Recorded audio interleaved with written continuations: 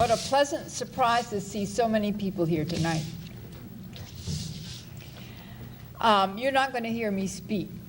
Speech. I'm not going to give a speech. Don't worry. I'm just going to introduce someone who really needs no introduction. The political career of Kwame Ture, also known in the past as Stokely Carmichael, has spanned over 30 years of activism.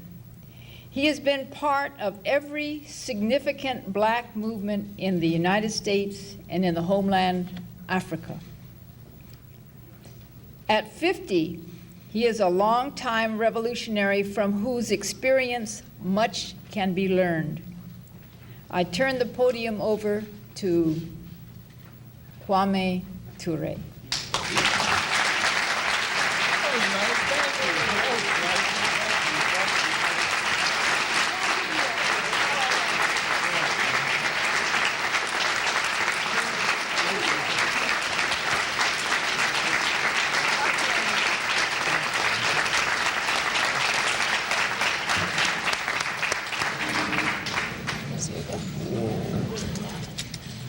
That's kind of shame.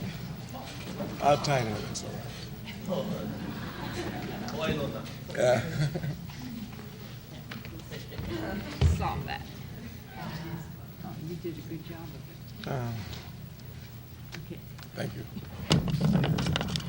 So we bid you good evening. We thank you for your warm welcome. We've been asked to make some remarks about nationalism and sovereignty, and we also included Pan-Africanism.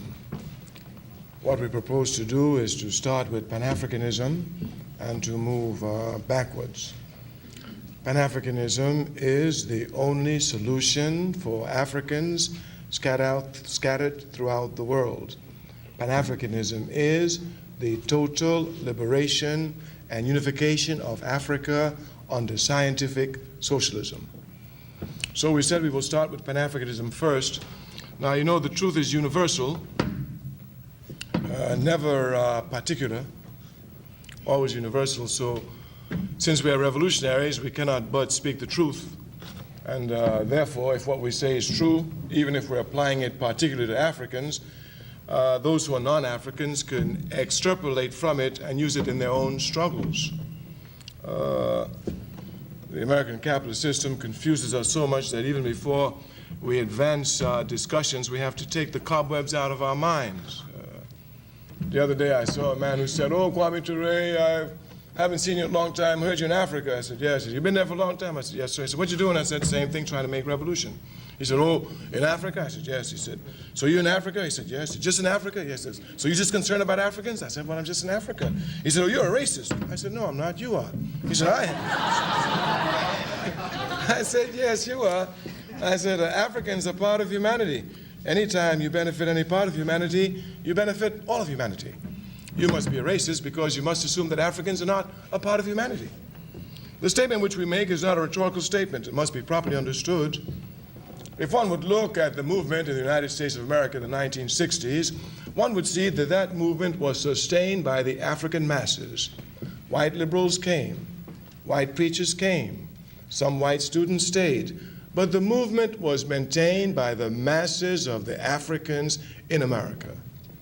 From this movement came certain bills, certain reforms in the American capitalist system. One of those reforms was a bill signed by Lyndon Baines Johnson which said no discrimination according to race, creed, color, or sex.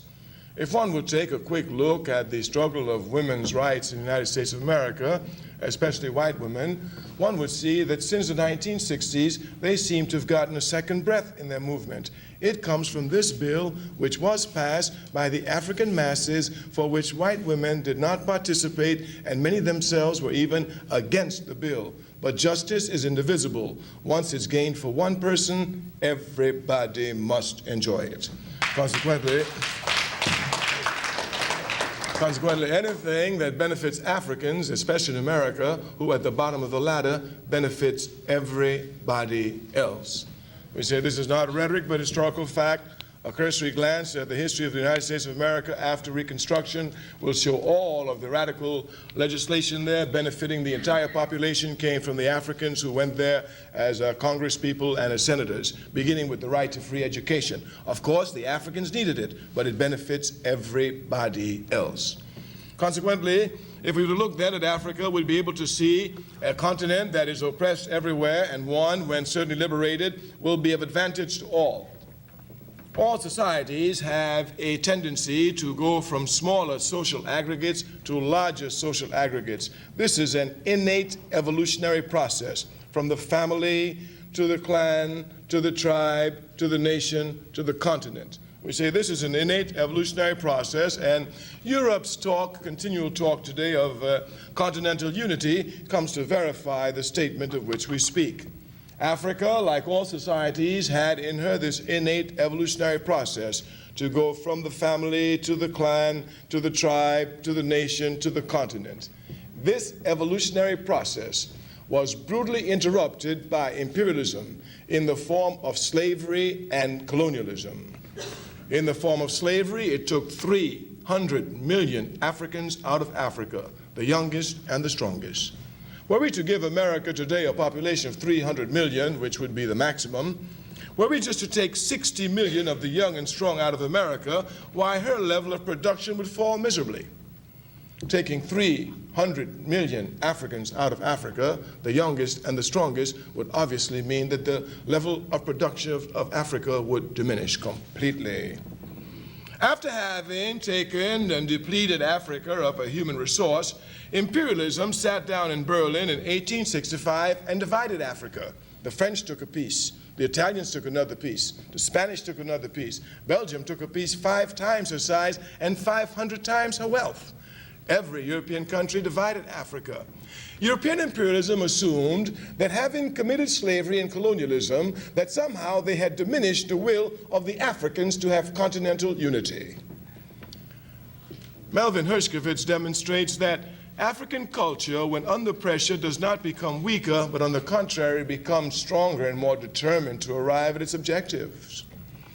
If one would look carefully, one would see that, on the contrary, rather than diminishing the will of the Africans for African unity, it has in fact speeded it up. We will give 3 examples. One, in the political arena.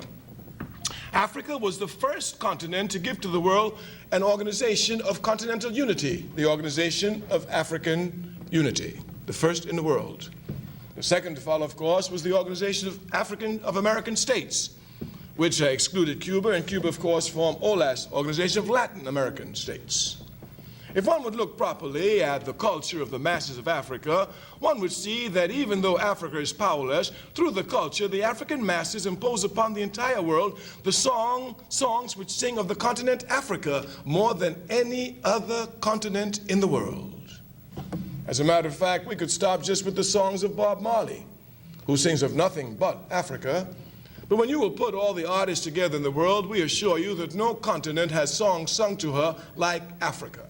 Thus, the masses themselves, showing and demonstrating this will and love for Africa, comes in the culture to hold Africa up in all of their music. In addition to this, the map of Africa is imprinted everywhere. Today, it's worn on hats, around necks, and chains, everyone, so that the masses themselves show that this interruption is in no way going to stop the continental drive of the people for unity.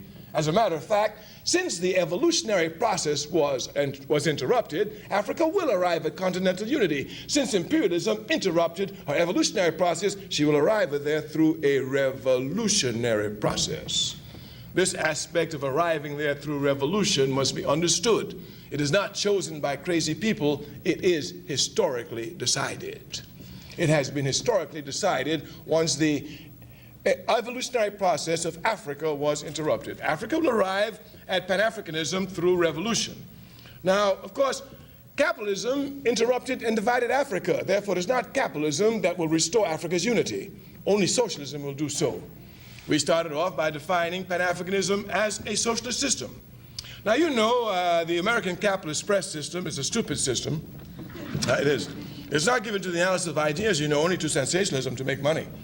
So, for example, they will say, oh, don't go listen to that man Kwame Ture, he's crazy. In the 60s, he was crazy. Now in the 90s, unlike the others, he's crazier. He's extremist.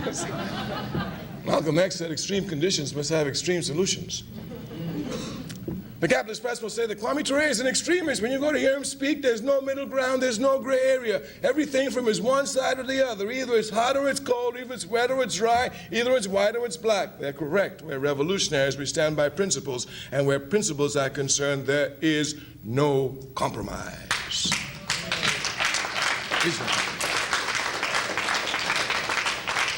Human beings instinctively know what we say when we speak of principles. When one recounts a story, either you tell the truth or you lie. There is no middle ground. Capitalism, in deforming our thinking, will come to let us believe that there is middle ground. Thus, oh, I told a little white lie. You lied. Where principles are concerned, there is no middle ground. Either one believes in God or one does not.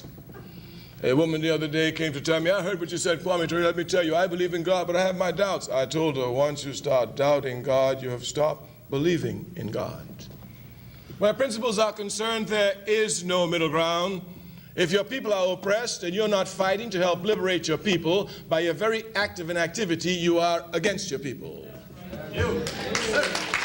Where principles are concerned, there is no middle ground. We say that we're socialists. There are only two economic systems in the world, only two, capitalism or socialism, and there can only be two. Simply because every economic system must answer one fundamental question. Who will own and control the wealth of the country? Who will own and control the means of production? The question can only be answered two ways. Either a few will own or everybody will own. It's as simple as that. A capitalist system is a backward system.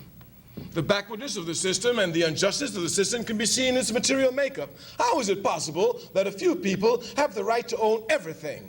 There's no justification for this. How can one tell me that Rockefeller has the right to own all the oil in America? How is this possible? The capitalist system does not just exploit our labor, it comes to deform our thinking. Indeed, anyone who justifies an unjust system must have their thinking deformed. Of course, the capitalist system will justify it. The other day, while raising this discussion with some students who were confused by capitalism, I said, how is it possible for what? Well, you know, let me tell you something, Kwame Ture. In a society, you can work hard. And if you work hard and you work hard in others, you should get money. I said, is that true? Yeah, well, if that's true, Africans should own America lock, stock, and barrel.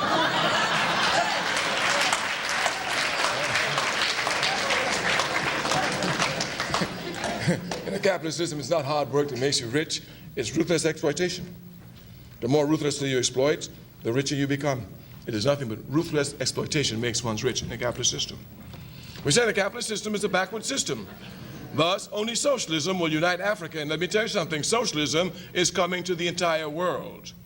We say from the very beginning that we are sure that victory is inevitable. This is based on a proper understanding of the instincts of human beings. Human beings have a just instinct, and any time the masses of them come together, they're only dominated by just impulses. In order to prove our point, we could look at the enemies of humanity. Let us look at Adolf Hitler. When Hitler brought the Nazis together, he did not tell them that they were fighting, thank you, an unjust war. On the contrary, he assured them that the struggle they were engaged in was a just struggle. Look, said he, they took all our land from us, they stripped us, all of them are advancing, none are advancing, they've made advantage of us, they've been unjust against us, and we must now reach justice through a just struggle. Of course. In the 1960s, when the United States of America was engaged in a filthy war in Vietnam, Ho Chi Minh, a great advancer of humanity, told the Vietnamese people that they were fighting for justice. Lyndon Baines Johnson, representing a capitalist system, told American boys that he was standing 10,000 miles away that they were fighting for justice. Consequently, just by looking clearly at the enemies themselves, we will understand this just instincts. The people will justly struggle irrespective of what obstacles are in their path, and they will do this even unconsciously. Capitalism will try to make it appear as if these just instincts for struggle is somehow limited by time. Nothing is further from the truth. Here, the Irish come to give us a sterling example, as sterling as the British pound used to be. Getting weaker every day. Over 800 years ago, British imperialism marched into Ireland with the object of dominating the Irish. Today, 800 years later, the gallant Irish continue their struggle to reclaim their land. And it's only a stupid man or woman who doesn't realize if it takes them another 800 years, the Irish are going to rid Ireland of Britain and unify their country.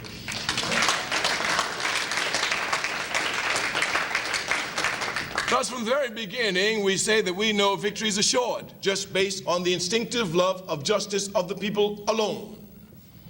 The task of revolutionaries is not to give the people the solutions to their problem, but to make them conscious of their unconscious movement, since the people are unconsciously moving towards freedom anyway. We say it's instinctive. We said that we are socialists, and that socialism is the only system that can give us justice and equality and peace. We do not need to discuss the evils of capitalism today, really. Can anyone really tell me that America can give democracy to anybody in the world when it, priding itself on being the richest country in the world, has at the same time 6 million homeless and don't give a damn about not one of them? In fact, makes the people immune. What kind of democracy is this? What type of democracy that would inquire and inspire a people to acquire wealth and at the same time having wealth, having the most extreme aspects of poverty when every man, woman, and child in the world knows that America is capable of giving free housing, giving free living, giving proper health care to all of its citizens, and the capitalist pigs won't even lose a cent in their profit? The barbaric aspect of capitalism is clear for all to see today. There's no need to belabor the point. The capitalist system, of course, has to deform our thinking. A man the other day said, "Kwame Ture, you still talking about socialism?" I said, "Of course." He said, "Why?" I said, "Well, I'm intelligent." He said, "Well, of course." He said, "Well, didn't you hear that socialism is dead?" I said, "It is." He said, "Yes." Well, I don't know, maybe I slept through it. It's possible. Martin Luther King has a very nice speech I recommend to you. It's on Rip Van Winkle. It's called "A Man Who Slept Through a Revolution." So I thought maybe I slept through. He said, "You didn't see what happened with Gorbachev?" I told him, "Oh, please stop that." He said, I said, "Stop that." I said, "Capitalism is thinking deformed. No one judges a system by its adherents. Everyone judges a system by its principles." I'm talking about fusion. How can, he said, "What do you mean?" I said, "Do you judge Christianity by Christians?"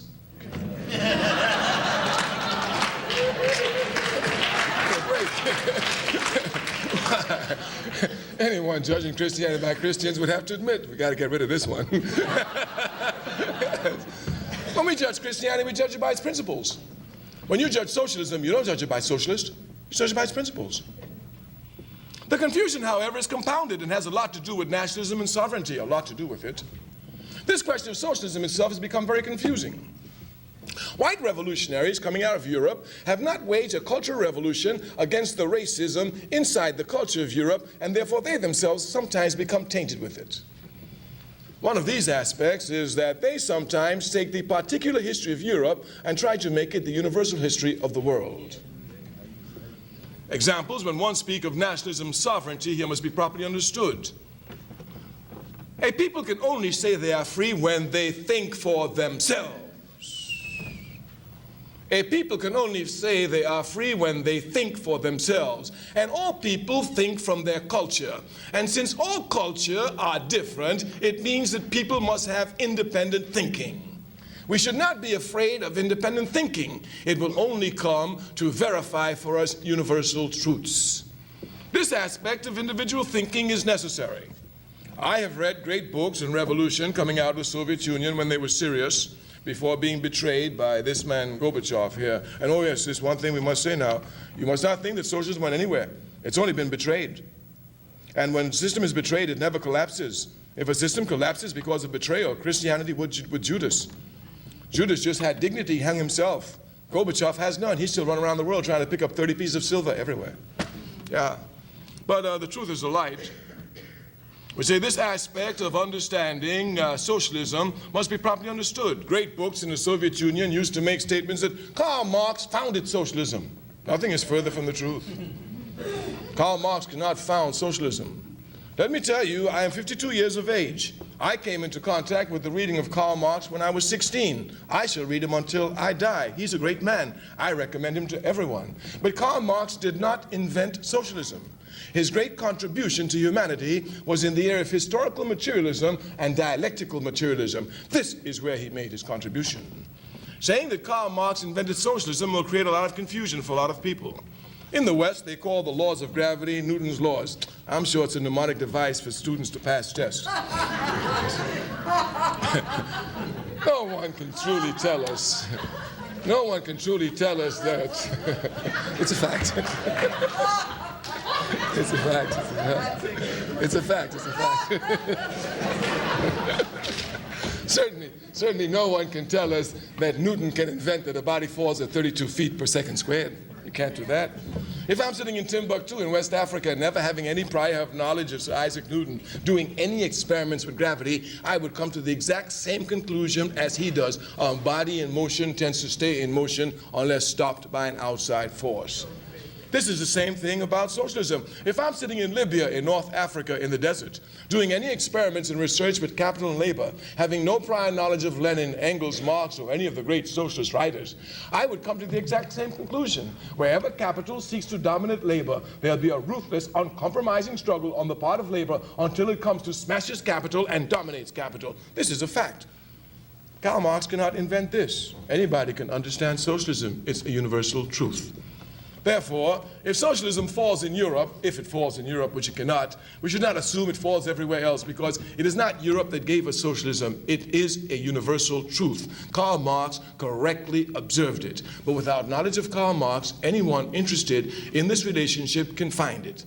If one would even take readings and go back to the 11th century AD in Tunisia, where an African by the name of Ibn Khaldun was writing, one would see the exact same terms: labor, surplus labor, origin of the state, etc., etc. And this was in the 11th century, written by Ibn Khaldun.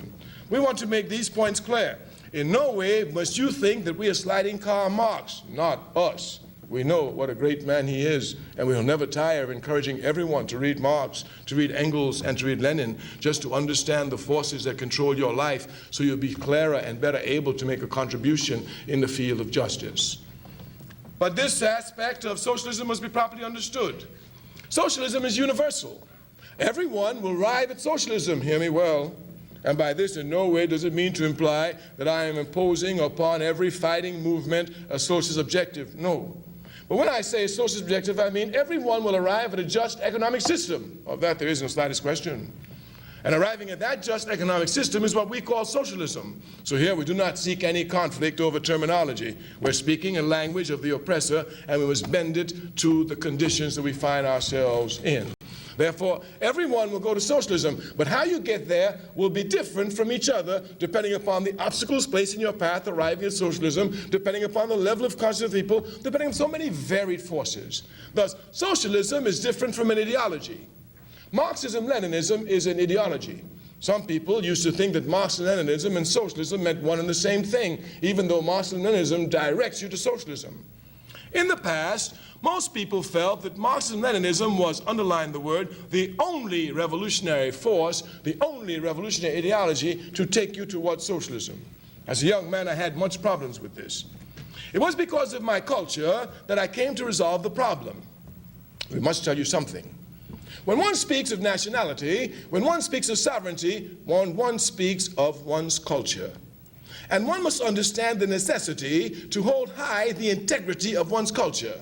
Imperialism is a system which struggles on every front to oppress the people, and it struggles extremely vigorously on the cultural front.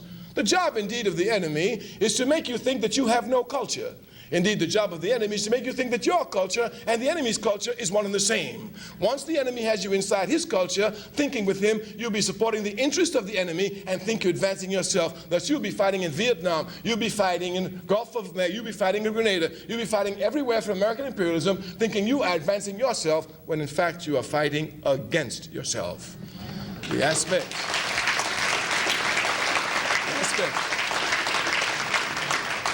aspect then of cultural struggle is crucial.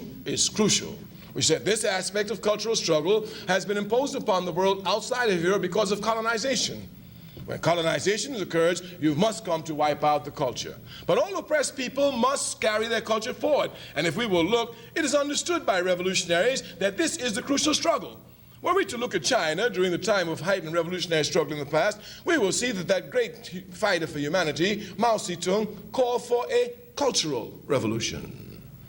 If we will look everywhere in Vietnam, if we will look everywhere in the Democratic People's Republic of Korea, if we will look everywhere throughout Africa where revolution is being waged. As a matter of fact, in Africa, this aspect of cultural revolution became so strong that both Amilcar Cabral and Ture can say, in fact, liberation is nothing other than an act of culture. Consequently, the Cultural Revolution is held strong by the colonized masses. It must be. The job, we say, of the enemy everywhere is to underline the importance of you holding up to your culture. As a matter of fact, when you try to hold your culture, they'll call you racist. They'll call you chauvinist. They will call you everything to stop you from holding on to your culture. But you must hold on to your culture, because it's your culture that gives you the solutions to the problems which your people have faced for generations. And it's from this stock of knowledge, and only this stock of knowledge, that you'll be able to get the answer to the problem. The enemy will never give you the solution to oppression. Never. Never. And not only this, you should never look to the enemy. Power is not on the level of implementation. Power begins on the level of conception. Power does not begin on the level of implementation. Power begins on the level of conception. The Vietnamese, a poor people, the Vietnamese, a technologically backward people in relation to America, conceived that they could defeat American imperialism, and they did it. We say power doesn't begin on the level of implementation, only on the level of conception. If an indigenous person in Hawaii becomes some political figure here, a mayor or whatever, he's implementing power. If he doesn't conceive himself as an indigenous person seeking sovereignty, he has no power at all. He has no understanding of power. He is nothing but a cog in a wheel of a system, and he's just part of it, that's all. Power doesn't begin on the level of implementation, it begins on the level of conception. That's why culture becomes so crucial for people who are struggling, because your concepts come from your culture. We want to make two examples using Africa and Pan-Africanism as example over this question of the necessity for thinking in one's culture. Of course, if one would look at Marxism-Leninism as an ideology, and I want to let everyone know it is for me a revolutionary ideology. I am not a Marxist-Leninist. It doesn't come from my culture, but I know Marxism-Leninism is a revolutionary ideology. If one would look at it, one would see that one of the prerequisites of Marxism-Leninism on its march to communism is atheism. Of course, communism itself is made up of three parts: historical materialism, dialectical materialism, and philosophical materialism. Philosophical materialism, in the hands of European culture, becomes atheist. Therefore, if one is a Marxist-Leninist, one must deny the existence of God. Let me show you a contradiction I had as a young man in New York. As I said, at 16 years of age, I came into contact with the reading of Marx. Here, among members of young socialist leagues and members of young communist league, I was doing much reading with Marx and making much advancement and, of course, learning a lot and being inspired, etc., etc. By the age of 18 years old, the movement in the South had broken out seriously. I was going to join the Student Nonviolent Coordinating Committee. My mentors, with whom I was studying, came to give me some advice. It's only normal, as a matter of fact, quite courteous. Among the political advice they gave me was this: you must remember, Kwame, when you go there, do not let your people believe in God. You must tell them there is no God. If they do not know this, they will win victories. The enemy will use God, confuse them, and set them back. It sounded quite logical. But when I got to the South, all the meetings for the movements were held in the church. All the meetings began with a prayer. And when the people were getting ready to go face the police dogs and fire hoses, they sang hymns. I recall one incident in particular. There was a day when I was making some demonstrations in Greenwood, Mississippi, and had to fill the town with jail. It was the third day. I myself would be going to jail this day. As an organizer, I had one line for those going to jail and other lines to harass the police for those who would not go to jail. But as I looked for the line with the police line that was going to jail, I saw an elderly lady. I ran quickly.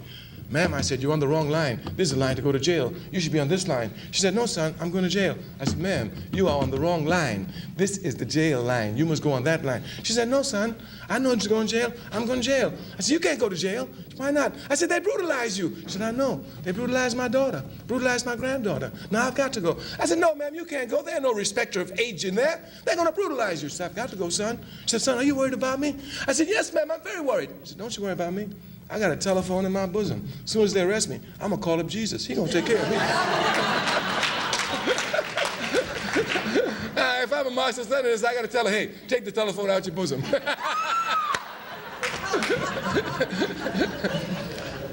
The social reality of Africa is entirely different from that of Europeans on the question of religion. Even today in America, they're the most religious community. Some of us think they're too religious. Yeah. This, of course, has to do with the history and culture of Africa. Let us take some looks. Africa's contributions to all world religions are outstanding. The Egyptian Book of the Dead, one of the first sacred books of the world, came out of Africa. This book was compiled some 4,000 years ago, 2,000 years before the birth of Jesus Christ, peace be upon his name. It was in Africa, if one would look at that period of time, certainly before the birth of Jesus Christ, peace be upon him, name that gave monotheism to the world, belief in one God. It is therefore logical that Africa gave Judaism to the world, the religion, chronologically speaking, which first preached monotheism. Of course, it is clear that Africa gave Judaism to the world. Racism everywhere will try to make it appear as if it's not true, but there's no discussion here. A cursory look at the glance of history at that time will show it. To the east of Africa, in Persia, now called Iran, they were worshiping the sun, and would do so for centuries. To the north of Africa, in Saudi Arabia and Palestine, where we're told that Judaism came from, they were worshiping idols, and would do so until the 6th century AD, when the Prophet Muhammad, peace be upon his name, went there to civilize them and give them a monotheism religion in the form of Islam. It is clear then that Judaism could only develop in a continent that had already worked out monotheism and was breathing it in. We give you for your documentation a book by Sigmund Freud, his last book. It's entitled Moses and Monotheism. A quick glance at this book will show you all what we say. Freud here himself, using anthropological, using historical, using sociological and psychoanalysis proofs, comes to show the world that Judaism was given to the world by Africa. Africa stabilized Christianity for the world. The other day I was talking to a man, he's a white man, said he was a Christian, and I asked about Africa. He said, I don't care about Africa. I said, you're a Christian? He said, yes. Oh, I laughed at him. He got upset. I'm a revolutionary. Truth never quivers before lies. It crushes it without pity and without mercy. I laughed harder. So, you're a Christian, yeah, and you say you don't care about Africa? How can you say that, Kwame Ture? Well, I can lightly tell you if there was no Africa, there'd be no Christianity. When Jesus Christ, peace be upon his name, was in trouble and everyone wanted to kill him, it was only Africa that granted him refuge. It was here that he grew. It was here that he grew physically, spiritually, and certainly intellectually. And since Africa had already worked out monotheism, he was breathing it in, preparing him for his later work in life. The first church in the world came out of Africa. The first monastery in the world came out of Africa. The very intellectual development of the world came out of Alexandria, which is in Egypt, which is still in Africa. Well, everywhere they try to pull it out, and where they... It's true, it's true, it's true. It's just a reaction of racism, and when they can't pull it out, they try to whiten it up. But as the sisters say, anyone knowing the history of Egypt knows the further back you go into it, the blacker it becomes. Yes, of course, of course, of course. The very first country mentioned in the Bible, Genesis 2, verse 13, is Ethiopia. If one would look at Africa's role in the contribution of Christianity, there's no question here that Africa played a major role in stabilizing Christianity. When the Prophet Muhammad, peace be upon his name, was chased by the feudal lords of Mecca for trying to preach monotheism where they were worshiping idols, he had to retreat. In retreating, he gave orders to his disciples. They went to Africa. It was Ethiopia that granted them refuge. Ethiopia had relations with the feudal lords, but refused to surrender them to the feudal lords who wanted to execute them. As a matter of fact, the Ethiopians themselves conducted them to join the Prophet in Medina, where once he rejoined them, they could rapidly spread Islam throughout the world. We have just in passing given you some of Africa's great contributions to world religions. This Egyptian Book of the Dead, incorrect title, one of the first sacred books in the world, monotheism, coming out of Africa for that part of the world. Judaism, Africa gave to the world. Christianity, she stabilized for the world. Islam, at a time of danger, she saved for the world. No universal religion came out of Europe. All of them entered Europe from the outside. Thus, since they entered Europe from the outside, the state structure had the possibility of using the religion against the people at all moves once they could not disperse of the religion. If one would look at the history of Europe, this certainly was the truth. Christianity carried on a great struggle against the state. When the state could no longer crush Christianity, it took it over.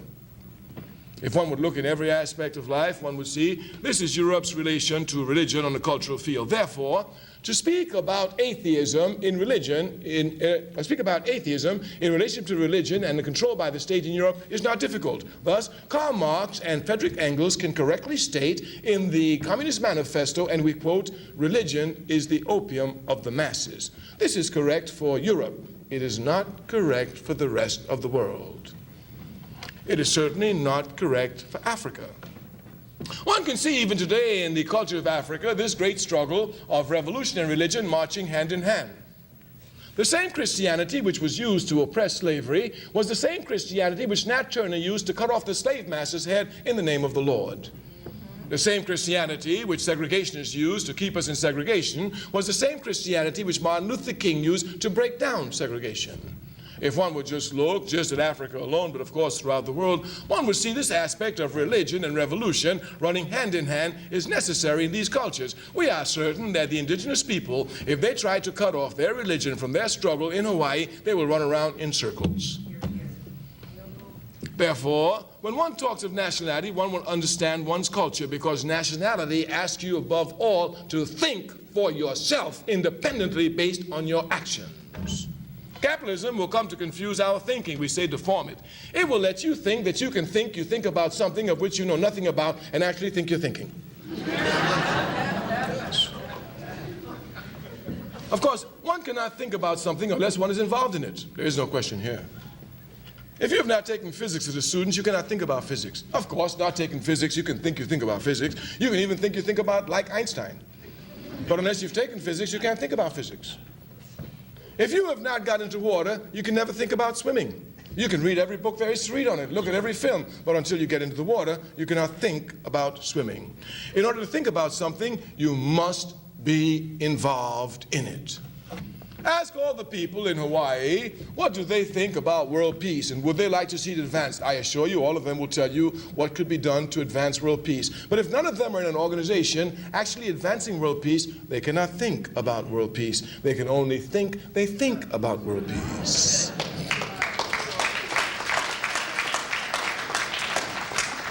Thus, we must properly understand that thoughts come from action. And since you are committing action to get your national liberation, it is you and you alone who should be able to think clearly about this action so you can rectify it for future action. This aspect of a people who seek independence thinking for themselves is crucial. We said in the past there was great trouble because those who were already advanced in the struggle for advancing humanity, arriving even at socialist states, insisted that everyone think like them. Thus, in order for me to be a Marxist-Leninist, I must think like an atheist.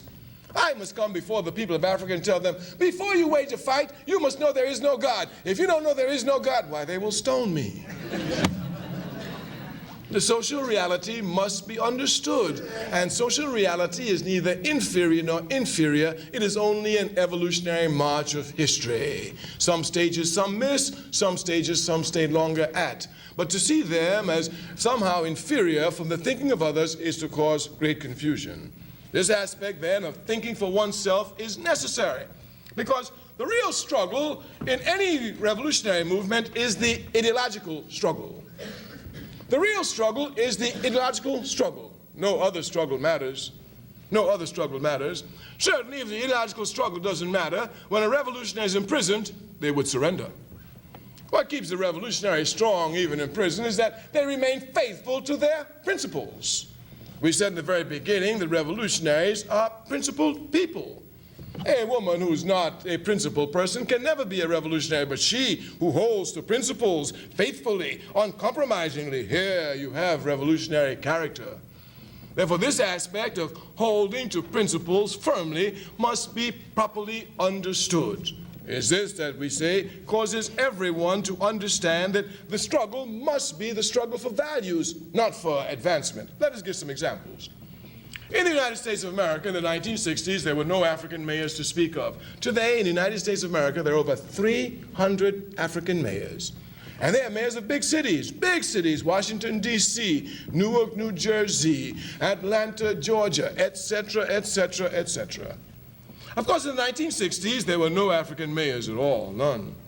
These African mayors, these 303, being their thinking deformed, actually believe that they arrived at the position of mayorship based on their own individual struggle. Look at that.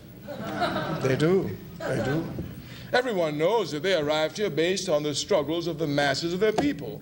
As a matter of fact, even just looking at America, anyone not knowing anything about that history must know that capitalism in that country is so racist that even for a reform movement, the Africans must spill their blood. As a matter of fact, Africans in America spill their blood for every advancement. There's no advancement they make without spilling their blood. If they want to ride on the bus just like everybody else, they have to spill their blood.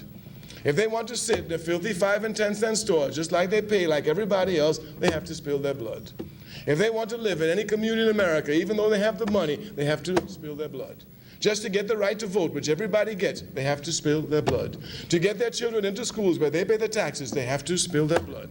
There's no advancement they have made in America without spilling their blood. And you know this is just for reform? Malcolm said revolution is bloody. It knows no compromise. It overturns and destroys everything in its path. Well, look, if these Africans are shedding blood for reform, they're already making revolution. All they got to do is change the objective since they're already shedding blood. Change the objective.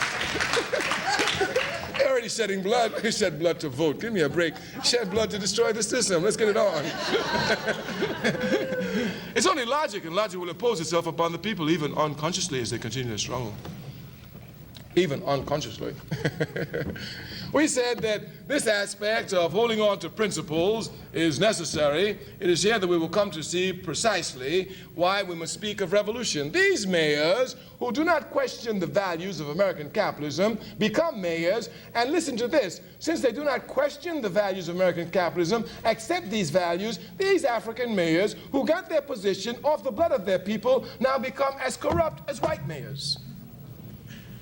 Revolution is the only solution. Revolution is the only solution. Can one actually think that one sheds one blood to become and join the... No, let's not even think about it. Not only do they are powerless. Totally powerless. There's nothing they can do. Los Angeles is the best example. Here stands a man, Tom Bradley, who came out of the police force. Coming out of the most brutal police force in America. You must know it, he was a lieutenant. And he's so powerless that not only can he not stop his police force from being brutal against his own people, but even cannot redress justice when an unjust is heaped upon his own people. All he can do is say, they did us wrong, didn't they?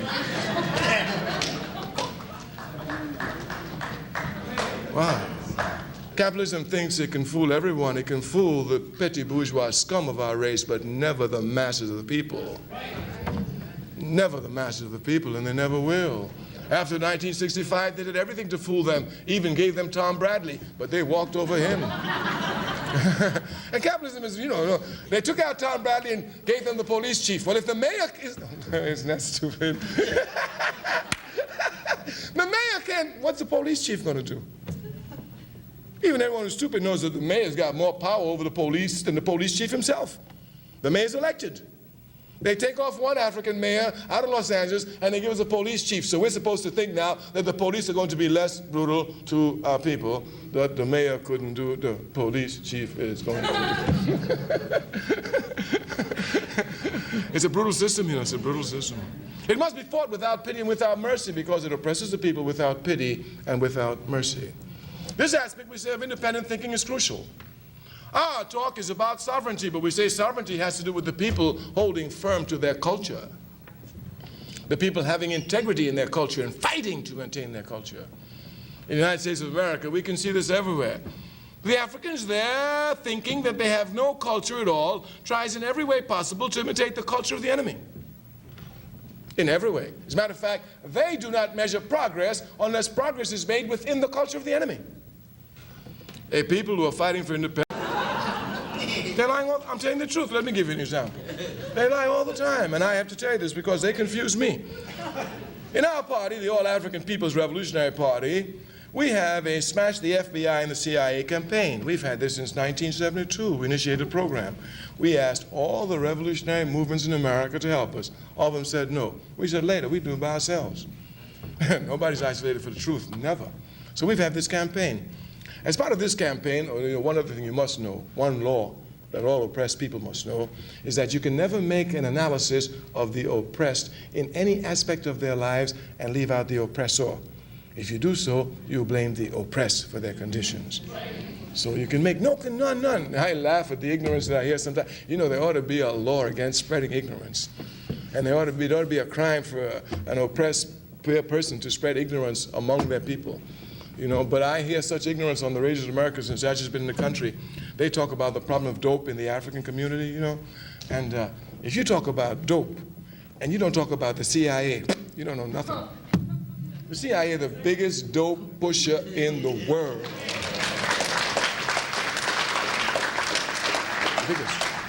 So if you don't talk about the CIA, you talk about dope, you don't know what you're talking about. You make it sound as if these Africans, they grow their own crack, they grow their own cocaine, they manufacture it themselves. Really, that's the CIA. But this fact. So we have this campaign to smash the CIA, and it's been going on for years. And in my party, I am in a task force to help to collect information. I've been following this information seriously. So, because I want to show how much they're involved in this drug business. So the FBI made a press release, if my memory serves me correctly, about 16 months ago.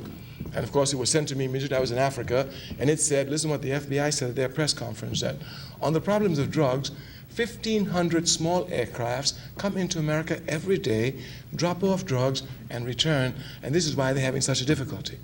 Do you know how stupid I was? I started to get books about airplanes, small airplanes, radar installations to see how is it possible, what kind of plane. I really did. Look how stupid I am. I know they lie all the time. We have an exchange of information with some white left-wing groups that are doing the same work but still will not join our coalition, but we exchange information. They sent me information after 3 months of my getting this heavy work, you know, ready to catch them, where they documented that drugs enter America on domestic airline flights every day. Every day. Look how stupid I am. How can 1,500 planes enter Europe, Britain, France, Canada every day? Of course not. They come on the airline. So when you make analysis of an oppressed people, you must never leave out the oppressor. Never, especially an oppressed people. If you will look at the movement of the 1960s, you will see that the people, not only in the United States of America, but throughout the world, were in a heightened stage of mobilization. Of course, many people confuse mobilization with organization. That must not be done. When you mobilize, everybody fights against the same thing. When you organize, everybody fights for the same thing. But this is not the same thing. We highlight two examples here. During the independence struggle in Africa, all Africans wanted the foreigners out of Africa, all of them. Therefore, all Africans came to fight against them. Not all Africans wanted them out for the same reason. Some Africans wanted them out so they could take their place and continue oppressing other Africans. Revolutionary Africans wanted the foreigners out to destroy the system and create a system which allowed for no exploitation of one by the other. Even though they fought together against the same thing, they were not fighting for the same thing. As a matter of fact, depending upon the contradiction which exists, once you are fighting against the same thing, once that stops, you can now start fighting against each other. Consequently, one must not think that mobilization is organization. In the 1960s, we had mobilization. An example would be clear in the 1960s. I had the honor of serving the Student Nonviolent Coordinating Committee as chairperson for 1 year. My predecessor was a man named John Lewis. He is now a congressperson from Atlanta, Georgia. John Lewis and I both fought against segregation, seriously. And he has a distinguished record of struggle here, even more distinguished than mine.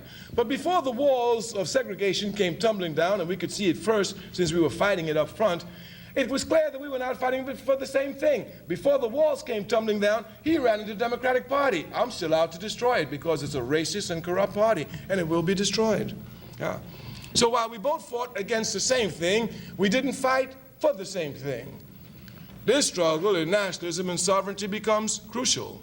Everyone would want the nation to be free. Everyone will fight for sovereignty, but not everyone will fight for the same type of nation. Right. Therefore, it is absolutely necessary that in the struggle today, the struggle be not seen as a mobilized struggle, but as an organized struggle. When you organize, then you fight for the same thing. That those who want to fight to get Hawaii independence and run out the Americans so they can take the American people place and oppress the other Hawaiians, let them form their own party. Those who want to get rid of Hawaiian statehood so that Hawaii can return to a communal values and bring them up in modern expression so that the welfare of all is the welfare of each is the concern of all, and to have communistic values, then they have to set up their own party.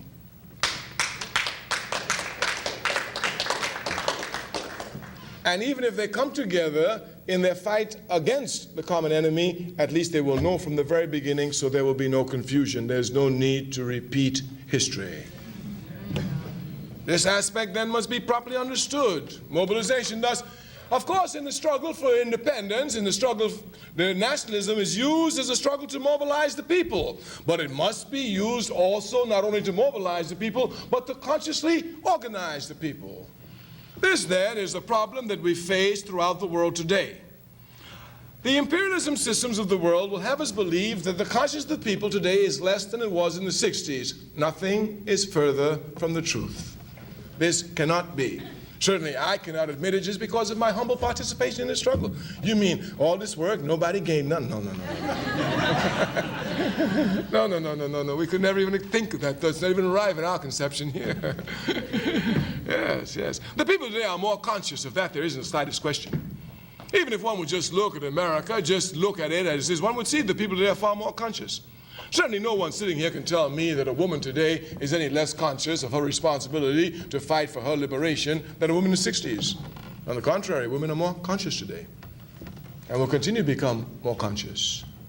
In every aspect of life in America, the people have become more politically conscious, making political entities and political issues out of things like abortion, polarizing the entire nation, using politics and even violence to arrive at their objectives.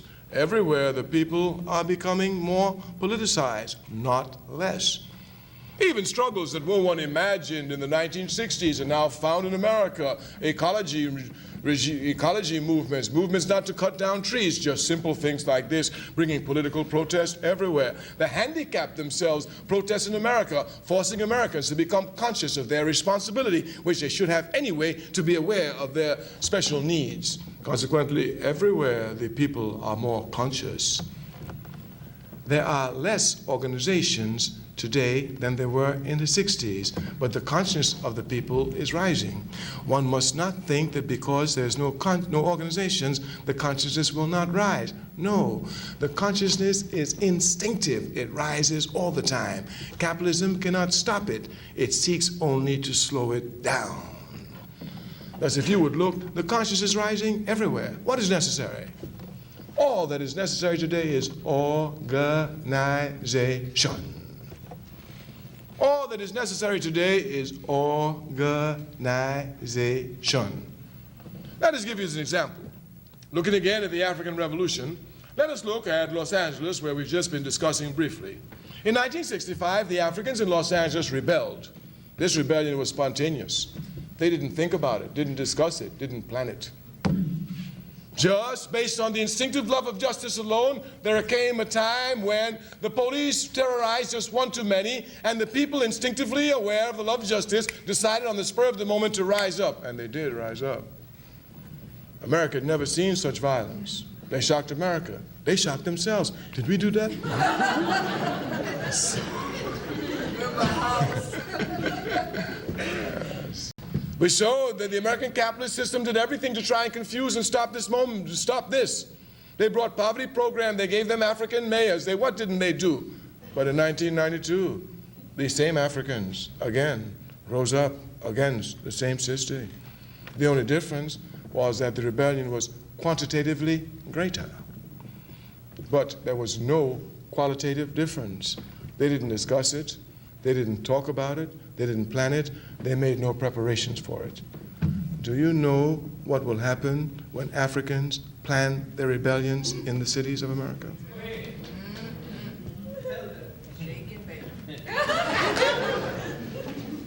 That's why the United States of American capitalist system must break all organizations among the people.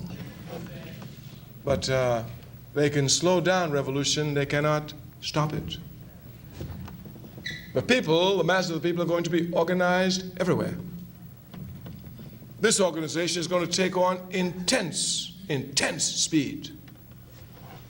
This organization will become necessary because even if the people learn through the method of elimination, they have tried everything else. The one thing they have not tried is organization.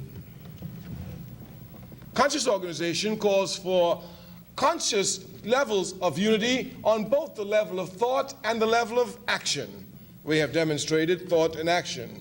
We have shown the demonstration, we have shown the necessity to think before, to act before one can talk about thinking, and understanding that one cannot think unless one is involved in action.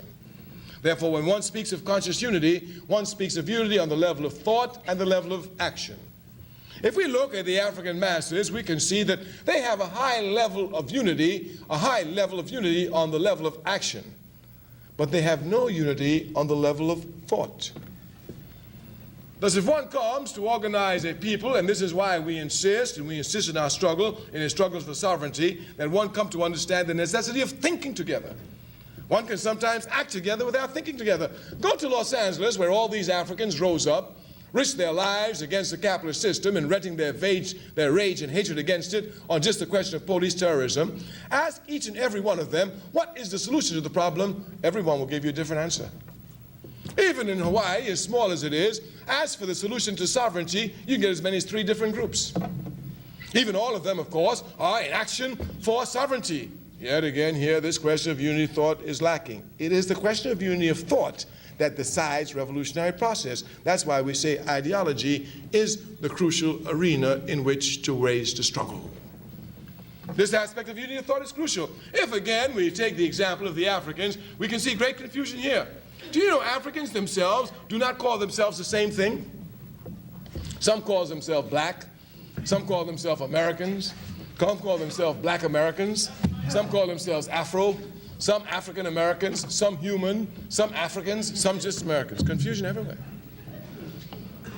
If you were to ask them what is the solution to their problems, as many Africans as you asked, you'd get answers different from each other. Thus here, on the question of unity of thought, they are completely disunited. But on the level of action, they have this action. This action which they have is spontaneous action. It's spontaneous because they do not have a level of unity of thought to show them the necessity for the permanency of such action. This is why culture becomes so crucial in a struggle for sovereignty. The culture is everlasting. It will go on. Therefore, the political struggle must be hooked to the evolution of the culture. Since the culture is continual, the political struggle will be continual. Frederick Douglass correctly said, where there is no struggle, there is no progress. Where there is no struggle, there is no progress. This is absolutely true. Everyone knows that. Even students, if they attend their biology class and they do not struggle with the concepts of biology, they will never learn biology through osmosis. The only way they will learn biology is through constant struggle with the concepts of biology and coming to master them. We are revolutionaries. We do not even look for easy struggle. As a matter of fact, as a revolutionary, you bring me easy struggle, you come to heap scorn on me. We want nothing but difficult struggles.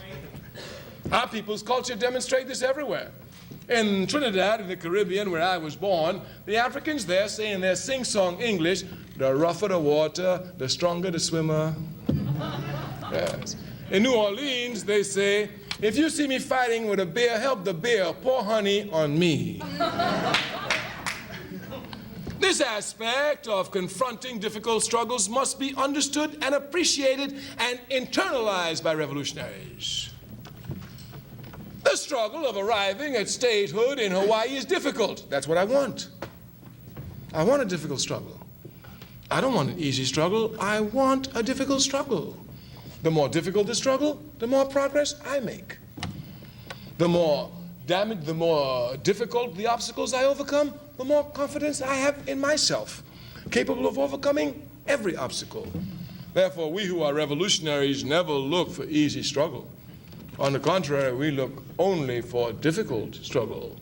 And therefore, since we look for difficult struggle, we can never be pessimistic.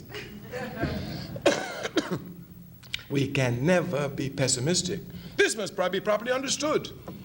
Capitalism will make people pessimistic, make them frustrated. And when you are frustrated, you're just helping the enemy because you're doing absolutely nothing. Therefore, to rid yourself from frustration, to rid yourselves from questions of doubt in your movement, you must know from the very beginning that the people will inevitably arrive at victory, no matter what obstacles you place in their path. And to show you this, as a representative of these people, show me the most difficult struggle you got out here. I'll take it on for the people, with the people, and we will march to victory. We must look for difficult struggle. We must never be afraid of difficult struggle. On the contrary, if we thank the enemy for anything, we must thank them for constant struggle and for difficult struggle. Difficult struggle. We are about to conclude. We're about to conclude. Before we go, we just need to summarize some of the things we said.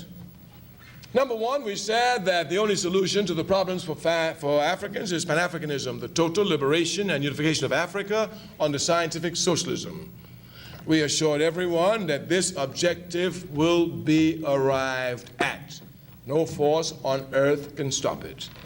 We must understand that our approach tonight has been a political approach, dealing heavily in the area of ideology. We're not confused here. Africa is the richest continent on the face of the earth, the richest. Africans, wherever you find them, on the continent or off the continent, are the poorest people on the face of the earth. Therefore, they do not have an economic problem, they have a political problem. They do not control the wealth of Africa.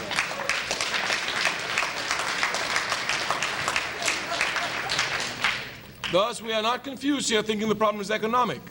This problem must be properly understood. While addressing some people in the United States the other day, a man said, "Oh, you're talking about Africa." I told him, in the United States of America, statistics have been proven that Africans in America spend $40 million a year on potato chips. This is a fact. This is a fact. This is a fact. This is a fact. This is a fact. This is a fact. This is a fact, $40 million. Now, I know it's difficult to ask somebody to give up money if they have to use it for cosmetics. I don't want it, I got to fry my hair, all right. It might even be hard to ask them to give you money for, no, I'm going to drink a can of beer, all right. But a bag of potato chips? I mean, anybody can sacrifice that. It's a question of political organization. Properly politically organized, asking everyone, when you want to buy a bag of potato chips, just throw the money in this bucket here, $40 million in 1 year. $40 million in 1 year.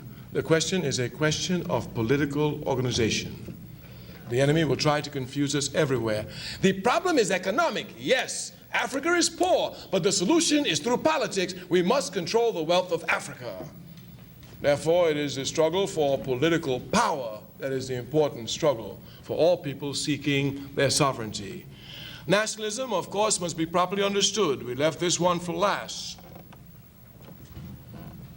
In Europe, their formation and their political formation started with nations and went to state structures.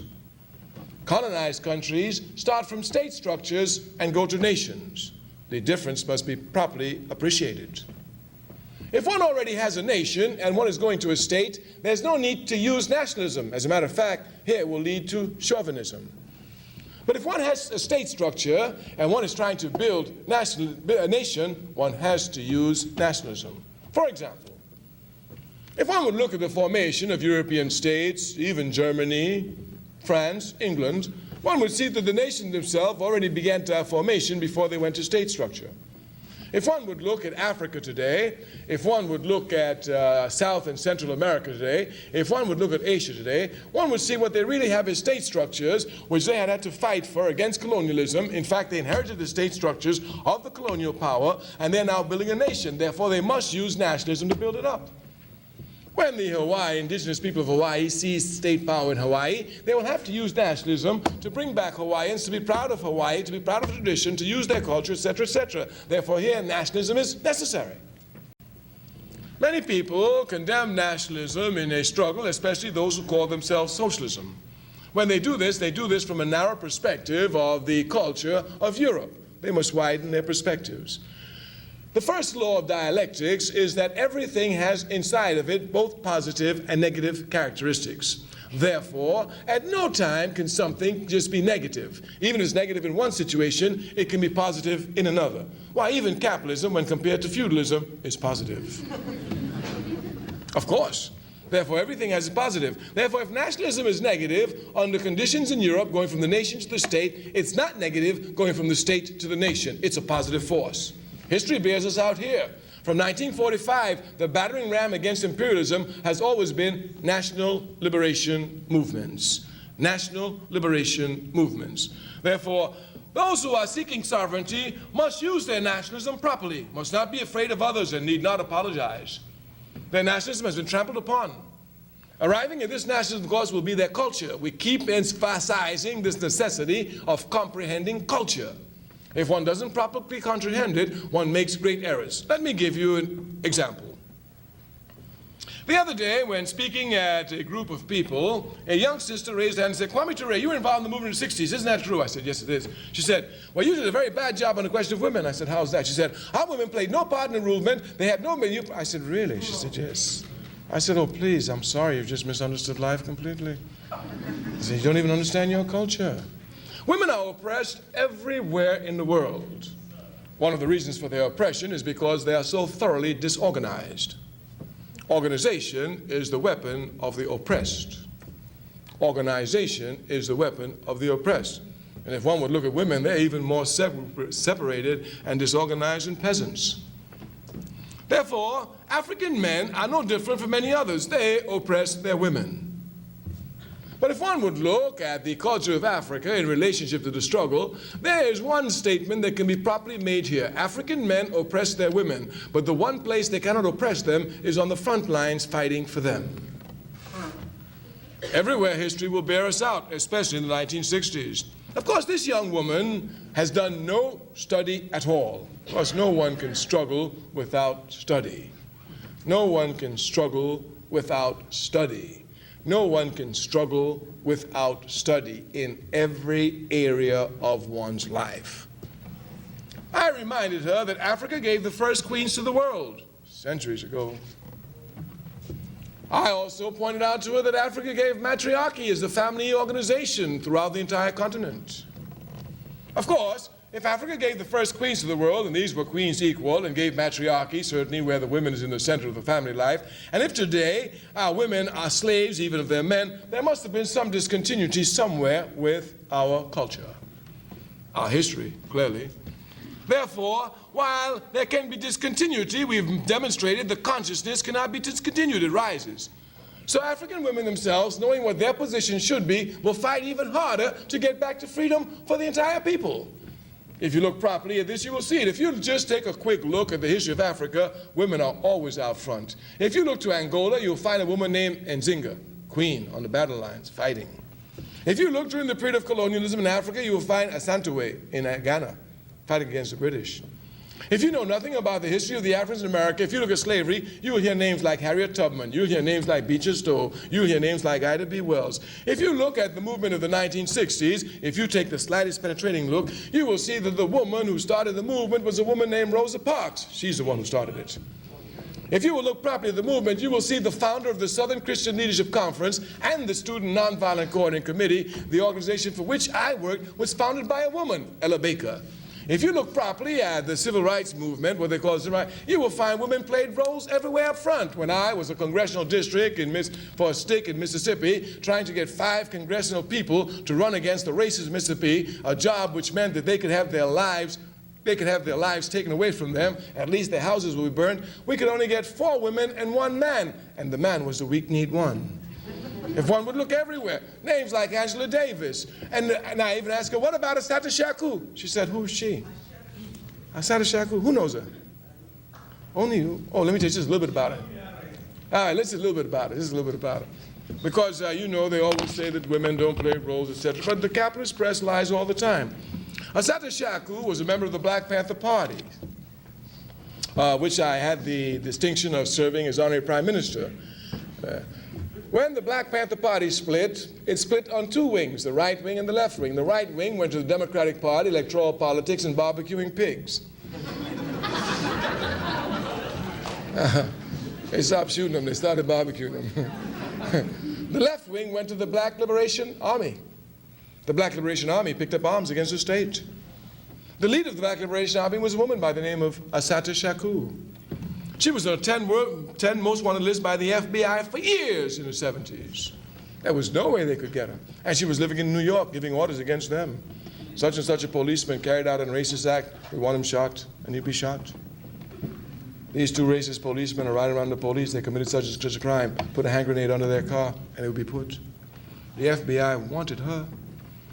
She, in her book, and she has a book entitled Assata, A-S-S-A-T-A.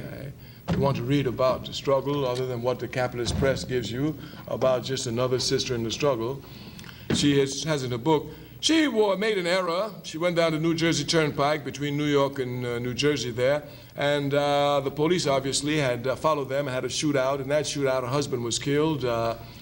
Another member of the Black Liberation Army was wounded, and she was shot in the back. I'll never forget that day. The FBI were happy. They came on television, they were just rejoicing like the choir in St. Patrick's Day. We've got her!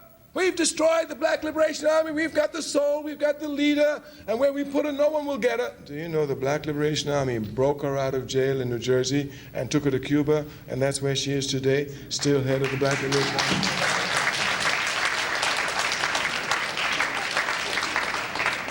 That's why this question of culture becomes so crucial. And once you analyze your culture, you see it properly. Women must be organized, and they must organize themselves. They cannot depend upon their fathers, their brothers, their husbands, their lovers to free them. Only they themselves will free themselves. If one would look at all revolutionary parties and revolutionary organizations, one will see the solution here is to be found. All of them have organized women wings. In our party, the All-African People's Revolutionary Party, we have the All-African Women's Revolutionary Union. Every woman in our party is a member of this union. We will never have an All-African Men's Revolutionary Union because men oppress women. If you want to redress the problem, you disarm men and you give arms to the women. Give them organization, take away organization from men. Of course, Africans have nothing to worry about with this. Knowing the history of our women, they are fighters. Even when we oppress them, they fight for us. Why, if we free them, we can sit down and they'll take on the enemy by themselves. By themselves. That's why. I know you're ready. This is why culture is so important. So we have spent time in the area of culture and ideology. Again, showing this as our movement advances. This is necessary because for organization, and we said what we need is organization, to go from mobilization to organization, one needs only 3 things: people, principles, and people faithful to principles. For any organization, one needs only 3 things: people, principles, and people faithful to the principles. If you have a fraternity, you have men. You have principles, and their fidelity to these principles. Depending upon their faithfulness to the principles will give you the strength of the organization. For a church, Christianity, you have people, principles, the resurrection, the Holy Trinity, etc., etc. And you have people faithful to it. If at a church, people really uphold the principles of Christianity, it'll be a strong church. If they go there just to see how everybody's dressed, who's going with who, etc., etc., well, we know what kind of church it'll be. Therefore, this aspect of fidelity to principles is what is necessary for revolutionary forces. That's why the struggle, in the illogical arena, is a crucial struggle for people who speak of sovereignty and nationalism. In order to rule oneself, one must think for oneself. One must direct one's actions through one's thoughts, but these thoughts can only come from one's actions. Therefore, it is clear that the question of sovereignty must lead to revolution as it comes to question the values of the oppressor. And since the oppressor used systems to oppress you, one must use the diametrical opposite to free oneself. We said capitalism split Africa, socialism will unite Africa. This aspect of diametrical opposition must be properly understood. The other day, a man got up and said, Kwame Ture, the one thing I don't like about you is that when you speak, you're so full of hatred. I told him, yes, I have a passionate hatred for injustice. He said, well, I don't hate anything. I laughed at him. He said, no, I'm a Christian, I don't hate anything. In Christian, we just love everything. I asked him, do you love Satan? Do you love sin? Why, if you're a Christian, you better hate Satan. And the more you love God, the more you've got to hate Satan. As a matter of fact, if you don't hate Satan thoroughly and completely, you hate him, but there's some things about him you like, you're finished.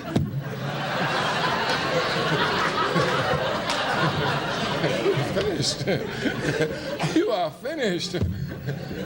If you hate Satan, but you like the way he dresses, you're finished. When Satan sees this, says, look, I just had a tailor-made suit for you. Try it on. Yes. Therefore, when you say you come to fight for justice, you must have an intense hatred for injustice. When you say you come to fight against an enemy, you must have intense hatred for every negative aspect of the enemy. This hatred must be total. It must allow for no chance for it entering into your conception. The culture of the people becomes crucial in this struggle because they will come to hold dear to all their positive aspects, holding strongly to their principles, understanding that it's only through the real struggle, the struggle of ideas, the struggle for values, knocking down old values, building up new ones, and putting a society which comes to implement the values of these societies is the only road to freedom. Revolution is total, both in action and in thought. Revolution is total. We say the people will arrive at their freedom. The job of those of us who are conscious is to help make them conscious of their unconscious actions by building organizations which will direct these actions against the enemy as we construct a society and astonish the world. We will give them a more honest society than Hawaii had before the intervention of colonialism. Thank you. Ready for the revolution.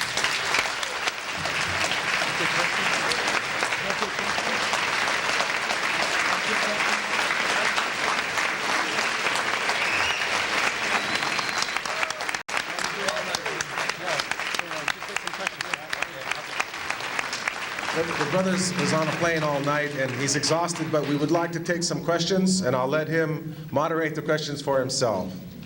Can you give me a drink of water? Sure. So we know that some people might have to leave, so if they can leave quietly and quickly, then the others can begin to ask questions and we can just move right along. Yes, you've mentioned tonight several times sort of the formative experiences that you had as an adolescent, and we're all aware of how you kind of came upon the scene and as a college student. Could you tell us a little bit about those experiences in your high school and that time that must have been sort of fermenting your thoughts? And as a sort of second part to this question, and seeing your evolution as a revolutionary, could you tell us how you felt about Martin Luther King back then and how you feel about him today? All right. Thank you. Not a bad question. You know, I was born in the Caribbean. So, of course, I was born as a British subject in a colonial situation. But one of the positive things over American imperialism, British imperialism has is its sense of discipline in its educational system. The American system of education has no discipline at all. I remember as a young man in Trinidad when we went to classroom, when we entered the classroom, we had to stand until the professor came in, and when he decided we would sit, we would sit. And even in the class, you could hear a pin drop. So even if, as a student, your mind would wander away, you wouldn't want to concentrate, the atmosphere was such that sooner or later, you'd have to come back and concentrate. So when I first came to America, the first day of class, they were throwing erasers at the school teacher. I couldn't understand this. But it's in Britain, they only have about 60 million, so they have to discipline the education to make sure they get something. In America, with 250 million, anything that happens, somebody gonna jump up somewhere. So that's there. So since I had a disciplined educational system, when I arrived in the United States, this discipline continued. I attended a high school in New York known as the Bronx High School of Science. This high school was a high school in which they were attempting, I came to find out later, to come and direct the energies of the young people who they considered were advancing in the culture, to direct them toward science, because Russia was advancing in Sputnik, et cetera, et cetera, et cetera, and they definitely wanted to quickly catch up. But what I did, of course, here was that I began to take the science and apply it to revolution. So this school had there, as I said, I began reading Marx at 16, many people who were members of the Young Communist League and the Young Socialist Alliance. As a matter of fact, one very funny thing was that my ignorance is bliss, 'tis folly to be wise. My name was Carmichael at that time, and the man who was sitting behind me, because we were, as students, we were seated alphabetically, was a man named Dennis. And we went to the school as freshmen. I played soccer, he played soccer, so we went out for soccer together. And since we were sitting in class together, within the first 6 weeks, we became very close. And I remember in the first 6 weeks, he invited me to a party at his house. You know, I looked at the address, Harlem. So I went, he had this party in Harlem, he lived in Harlem. That's where he lived. His father was polite, his mother was polite. I saw all these books, but I'm not thinking about anything. About 2 weeks later, one Italian student in the class calls me over, he said, "Why are you always with that filthy commie?" I said, "What commie?" "Yeah, filthy Gene Dennis." "Thank you. Gene Dennis, he ain't no commie." "Oh, you stupid, you don't know who his father is." So he started screaming. So I went to another student, I said, "Who's Gene Dennis' father?" "Well, don't you know who he is? Everybody knows who he is." "Why, that's Eugene Dennis, head of the Communist Party. He just went to jail for the Smith Act." Well, I was already in it now. I couldn't get out of it. So I said, well, that's their problem. If he's a communist and they let him or arrest him, that's their problem. So from my contacts here with these people, of course, I had a great chance of spending many nights at his house, seeing people who didn't even remember me, like Ben Davis. I knew them all. And they never knew it. When I was small, I was looking at them. And one of the first badges, political badges I wore was a sane nuclear policy, ban the bomb. Yeah. And then one of the second ones I probably wore constantly was fair play for Cuba, because I had the opportunity of going to high school when the Cuban Revolution came forward, and by chance I had a professor there in social science who was not backward, quite progressive, and encouraged and showed the contradictions of the Cuban Revolution. So of course I was able to follow it and of course become very inspired by it. At the same time, Bayard Rustin, a man who helped to organize the March on Washington, 1960 March on Washington, was conducting youth marches, taking youth students from New York, sending us to Washington, D.C. to picket the White House and the Supreme Court to speed up desegregation. The desegregating law had been passed by 1952, but nothing had been done, so these were pressure points. At the same time, there were picket lines against segregated facilities in the South, which I occupied myself in. So within these activities, as the high school students were the how I began to cut my teeth consciously on political movement. My joining SNCC is very interesting. As a senior not joining, of course, as a senior in high school in 1960, SNCC was formed in March of 1960. I was in New York, I followed it. But I'd applied to Howard University to go there, but I also applied to some other schools. I was thinking about Howard, but in May of that year, my senior year, the House of Un-American Activities brought up Paul Robeson. And some of us were asked to go and picket, so Paul Robeson, I'd be glad to do that. So we went to picket, and there was mainly young communist people. Of course, I was not a member of the Communist Party, but anything just. I don't care who's doing it, I'm with you. So I went with them, and when I got to Washington, D.C., I was very surprised. There was a whole line of all these African students, protesting against HUAC, and they were under the Socialist Party. I said, wow, the Socialist Party got all these Africans in D.C.? So I went over there, I started talking to them. I found out that they were members of the Nonviolent Action Group, which was part of SNCC. But they were against HUAC anyway, so even though they were not members of the Socialist Party, they were just picketing. So I said, all y'all belong to SNCC? I said, yeah, well, I'm coming to Howard. So that's how I made my final decision to go to Howard and to join SNCC. So that's a little bit about my youth life. Now about the question of Dr. Martin Luther King. I have had the great pleasure, you know, in my life of meeting and working with a lot of great men. I really have. This is one of the great things that I have, one of the great aspects of my work, you know, for which money cannot pay me. I met Ho Chi Minh. I had lunch with him while he gave me advice while America was bombing North Vietnam. I've met Fidel Castro over the years. I sit and talk with him. He gives me advice. I meet with Yasser Arafat from time to time. He sits and gives me advice. I can see Muammar Gaddafi anytime I want. He will sit and give me advice. I had the opportunity to work with Dr. Martin Luther King, with Kwame Nkrumah, with Sekou Ture, et cetera, et cetera, et cetera. So, but of course, of all of them, I think I got the chance to work closer with Dr. King. Because, of course, at that time we were both in the South, Southern Christian East Conference, Southern Student Nonviolent Coordinating Committee, and we were doing the same type of action. So I had the opportunity to know him from a long time ago, before he became Dr. King. I mean, we were working in the same place. As a matter of fact, I remember when I was in Greenwood, Mississippi, and Dr. King was coming to tour Greenwood, Mississippi. And I was a director there, so it was my job to bring him into Greenwood, Mississippi. And you know, Greenwood, Mississippi didn't play, they would kill him. Matter of fact, the Klan said they'd kill him. So the SCLC people were saying, well, you know, do you think? I said, listen, I'm controlling this. Send him in here, we got him covered. You know, so when Dr. King came, I'd already arranged, well, it wasn't me, you know, the local people decided everything. They said, well, we're not gonna let Dr. King get killed here, because if he get killed here, you know what they say about us? I said, you're right. So we're gonna have one car, guns in front, one car in the back. I said, you better put some in between the buildings too. So when Dr. King came, I went, I met him, I brought him in, sat down, everybody was in there. So I said, Dr. King, I said, you know, I want you to pay attention in the front and in the back. These are cars with guns in them, you know. So I think it was Bernard Lee who was next to him. He said, guns! I said, yes, Dr. King. You see, I already known Dr. King's history. When Dr. King's house was dynamited in Birmingham, in Montgomery, when he first started in the mid-50s, he went out and told his congregation that he was nonviolent. They told him, that's cool, but they're going to put bodyguards around his house. And they did. And they told him, you can say whatever you want to say. We put them there.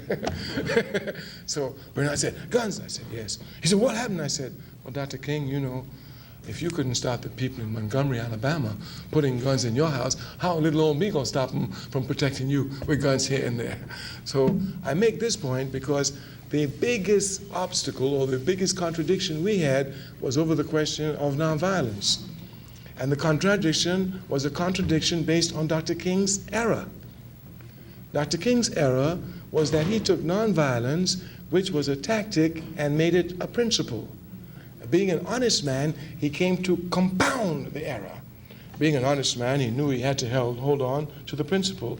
Therefore, he was forced to say the only, underline the word only, the only way we can achieve our liberation is through nonviolence.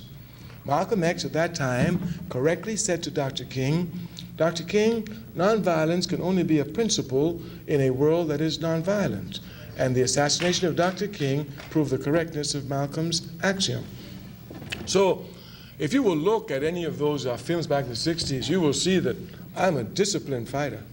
You will look and see me in nonviolent demonstrations, being knocked down from stools, cigarettes being put out, being kicked, but getting right back up and sitting there. As a matter of fact, I'm very proud of my nonviolent discipline. Only once have I broken discipline, and that was on the Meredith March, when a police officer went for Dr. King, and I went for the police officer.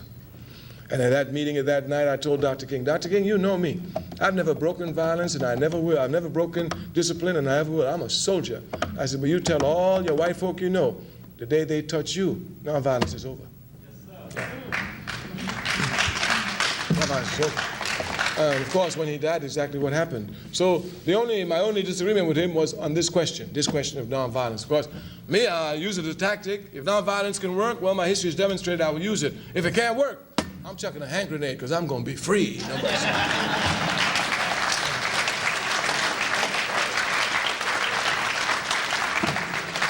That's the difference between Dr. King and I. I've always had great appreciation of Dr. King, and let me tell you, my greatest appreciation of Dr. King, he was an honest man. He would not compromise. They could not buy him out, and they could confuse him, but once he saw the truth, he would grab it. Africans seem to have a monopoly of corrupt leadership. Finding one as honest as King is like finding a diamond in a pigsty.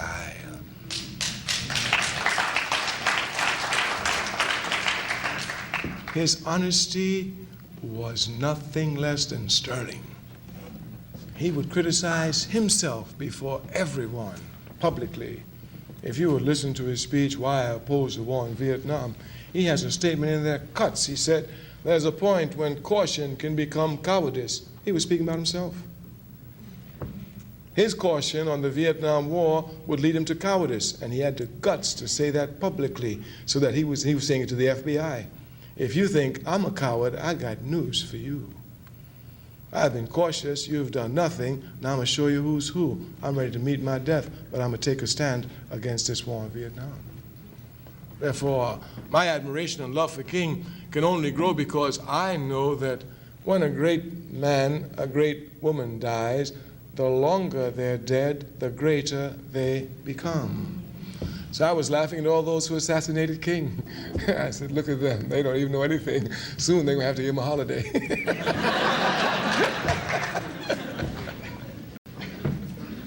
seems like drugs are disproportionately higher in the black community throughout the U.S. Is it, in your opinion, a form of conspiracy to oppress us? And how can we get drugs out of our community? Well, there's no question that drugs are put into the community to dull our consciousness, to bring violence into the community, to make the stability, to bring total insecurity into the community, so that we'll have to depend upon the police. That's the purpose of it. That's the political purpose of it. The only way we can fight it is to properly organize ourselves, understanding the enemy of drugs, the police, the enemies of those who are really fighting against drugs, the CIA, the FBI, and the police. Therefore, this clear fight which must be engaged will call for proper organization. Thus, the best way to get drugs out of our community is to start organizing our community. The only way. Everything else is patchwork. Once we organize our community, we will decide the quantity of drugs that will flow into our community. Since we do not control it, we do not decide this. And it is the police who brings the drugs into the community. This is clear. If they don't bring it in, they ought to resign. They certainly have no dignity, because I'm not a policeman. I can find the drugs. If I can find the drugs, how come they can't find it? It's clear. So really, I would not be a policeman. I couldn't be a policeman and have drugs in my community and not be cleaning up the drugs and say I'm a policeman.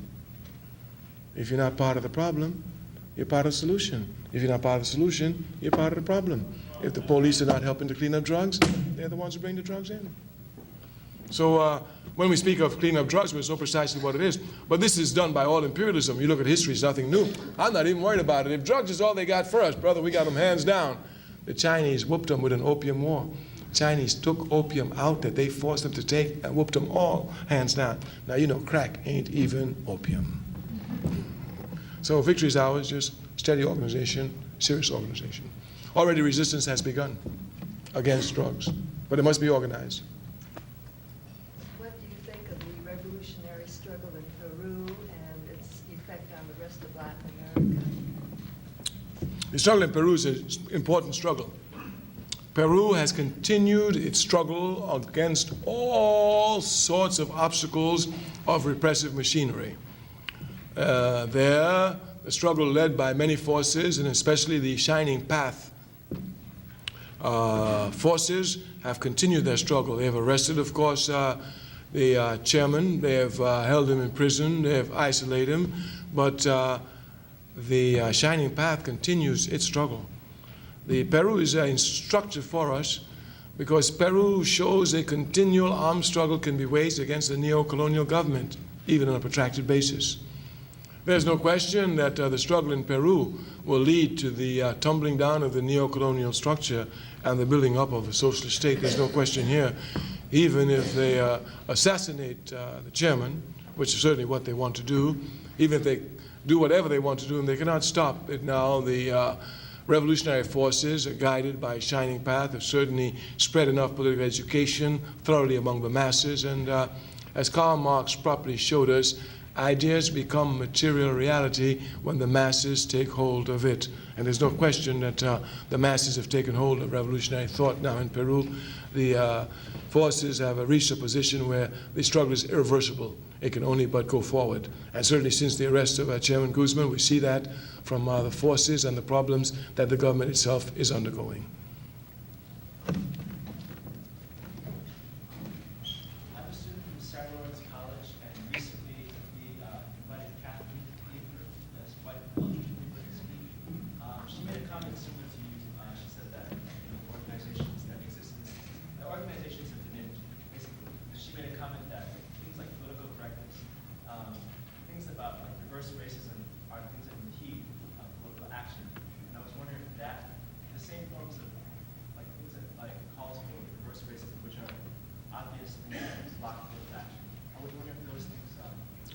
What does she mean? What does she mean? What does she mean by reverse racism?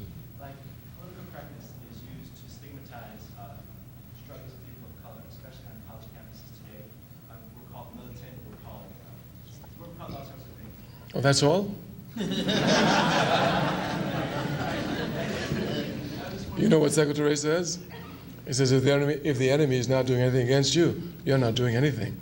All they're doing is calling you names. I'm not sure I want to know you.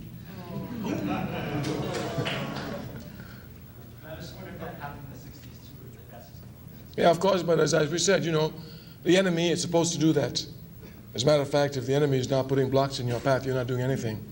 So you should be happy the more paths they put in your way. As a matter of fact, you should be proud. I remember as a student, they tried to stigmatize us, but what finally happened was that we were so stigmatized as revolutionaries, and when we passed a group of students, you know how they'd always talking nonsense, lollygagging, but as soon as they saw us, they would stop, change the topic real quick about the moves. We talk about the struggle, go ahead, go ahead, go ahead. So their stigmatizing helps you, because the students know you as a conscious student, and therefore they understand that they can look to you always for serious advice and for serious struggle, and that they begin to have faith and confidence in you. So from this enemy, you must take it. All you must do is always be honest, that's all. Always be honest, that's all. My name is Alonzo Young, and we talked earlier about conspiracy about drugs. You see the Brady Bill as another conspiracy to disarm conscious people? Yeah. You know, guns do not kill. It's people that kill. Do you know that in Cuba, every Cuban citizen has a gun? All of them. And do you know every one of them is trained by the Cuban military to use weapons? And do you know that Cuba is much poorer than America, and there is no crime wave in Cuba? It is not guns that kill, it is capitalism and its criminal mentality that kills. Therefore, I could never, ever give any advice to any African in any racist capitalist system to give up the guns. That's the easy way out. My job is to transform them so that they will know the guns which they have must not be used against their people, but for the protection of their people.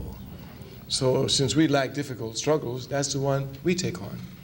Certainly we could not tell our people to put down guns. Do you know Harriet Tubman?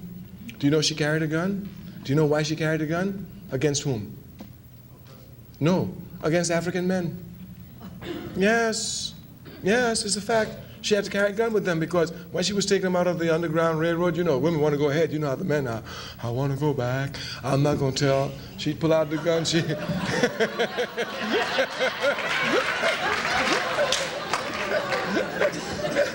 This is the truth. This is the truth. I'm giving you history. This is the truth. This is the truth. You read the history.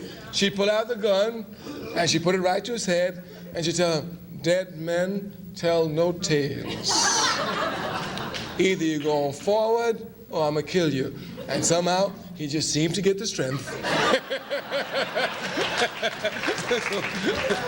So you see, I know the gun has been used as an instrument to force our men to liberation. How could I say give up the guns? No.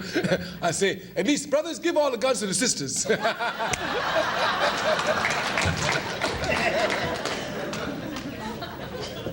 What's your reading on the Nation of Islam? Oh, straight ahead. Straight ahead, I've had the privilege of working with Minister Louis Farrakhan for over 30 years. I knew him before he knew me. I used to see him in Harlem when he used to come there. Huh? Oh, yes. And their job is just to attack him. Now, this attack you must understand precisely. There's a difference between Judaism and Zionism. This distinction must be properly understood. Judaism is a religion.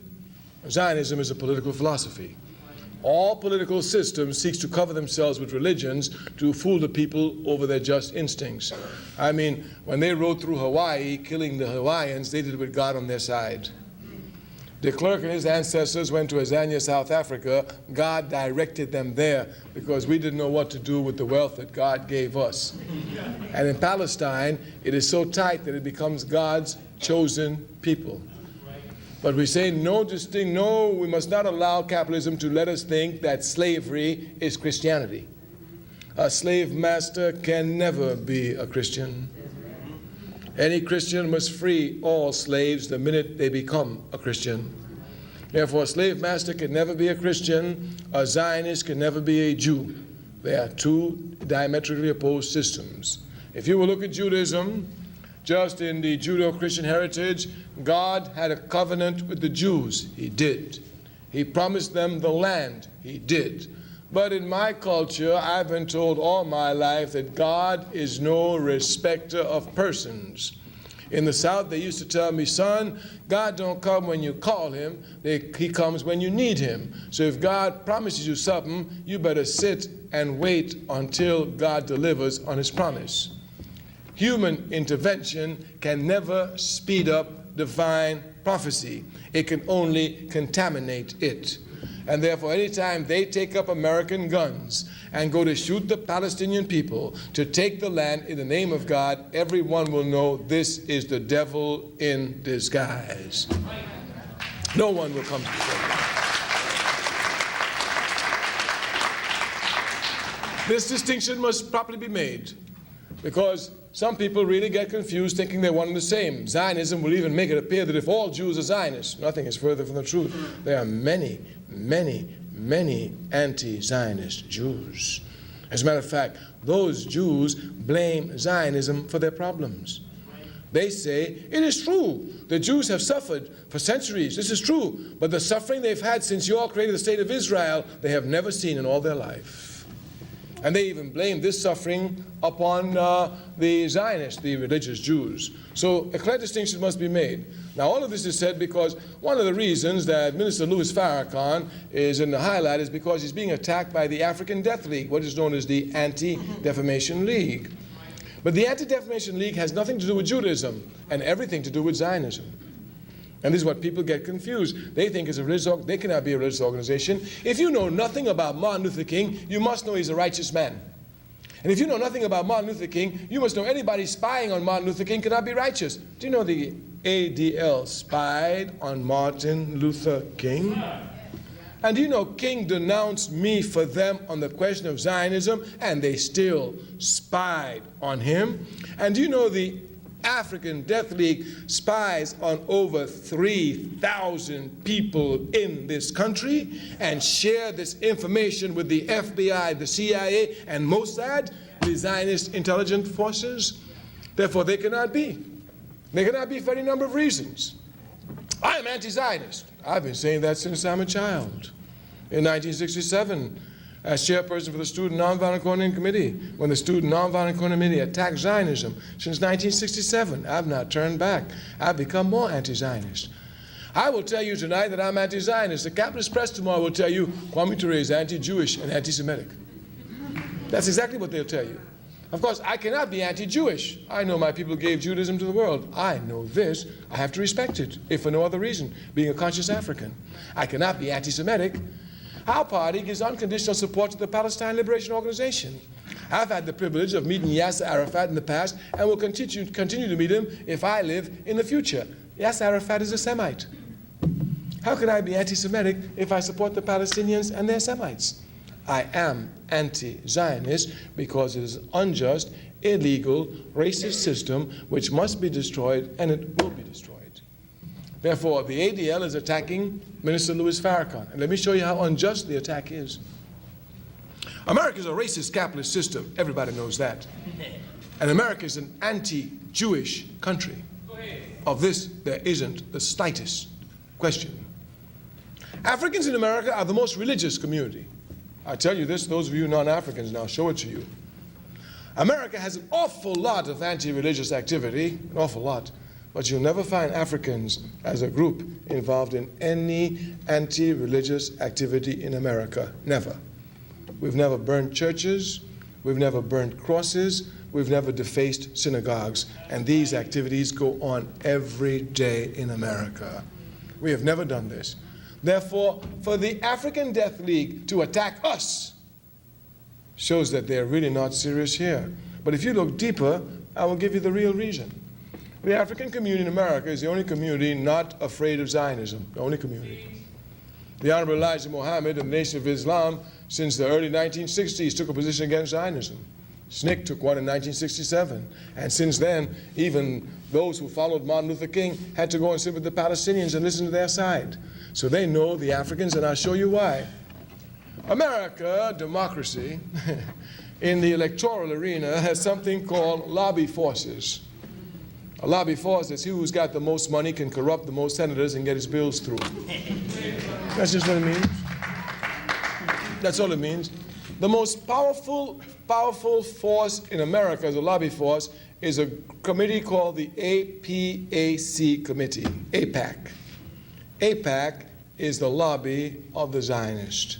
It is the most powerful in America.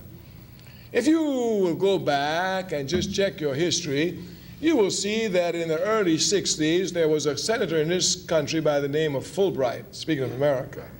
Powerful, powerful, powerful. Fulbright made one statement on television one time. He said he thinks the Jews have too much power. Nobody ever heard him again. That's how powerful they are. No politician in America has ever gone up against AIPAC, not one. Bush will talk all the nonsense he want to talk, make believe he's as bad as he want to be bad, but when Israel says jump, he says how high. No American politician dares even questions the policies of Zionism in America, none of them. Only one, a man by the name of Gus Savage in Chicago. Gus Savage, an African congressman, was running. 3 years ago, came to run again, and all he said was a simple phrase. I think y'all give too much money to Israel. You ought to give some money to Chicago, where I live. I need the money. That's all he said. That's all he said. AIPAC came into his community. They said they were going to destroy him. They did everything. The people elected him. He's the only candidate in America to stand up against them and get elected. Yes, so they know us. They know our community. When 2 years was up and he had to get reelected, he didn't win. You know why? They gerrymandered his district. They just split it up completely. He had no district. That's their power. So they know that we are not afraid of Zionism. Now, what's the contradiction? The American society at large is pro-Zionist and anti-Jewish. We are anti-Zionist and pro-Jewish. Why do they attack us if they're not Zionist pigs? Why do they attack Farrakhan if they're not Zionist pigs? Because when they attack Farrakhan, it's not Farrakhan they're attacking, it's my people and my people's culture they're attacking. Because my people are religious people. I told you that if I came before my people and told them not to believe in God, they'll stone me. This is a fact. My people are very religious people, so I cannot accept this at all. The problem is not with Farrakhan. The problem is with the Zionists understanding that they cannot control us, seeing the rising movement coming, knowing that we're going to move against them, and we will trigger the entire rest of the society as always to go against them. This cannot be stopped.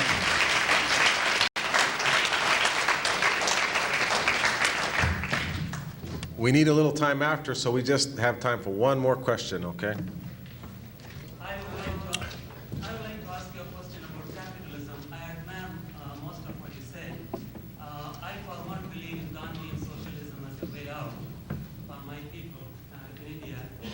But in a situation, in an internationally capitalized society like ours today, aren't we facing a dilemma that we have to deal with this thing, with this capitalist evil in some way, as they have given you an aluminum can, produced by a capitalist company, and how do you compromise that, believing so strongly in a socialist principle, but facing this kind of capitalist evil in everyday life?